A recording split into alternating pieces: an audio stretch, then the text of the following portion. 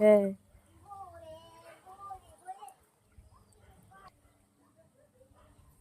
করেছি।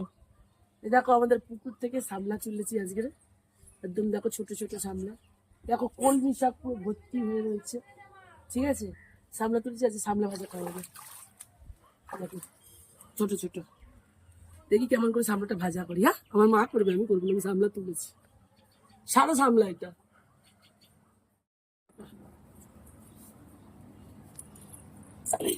এই যে সামলাগুলো কেটে ভালো করে পরিষ্কার করে নিই, এবার কেটে কুটে দেবো, মা রান্না করবে হাতে সামলা ভাজা। আমার মা কি দিয়ে করে দেখাচ্ছি আপনাদেরকে, ঠিক আছে।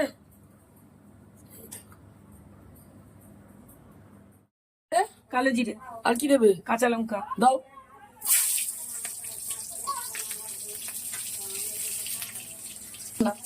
সামলা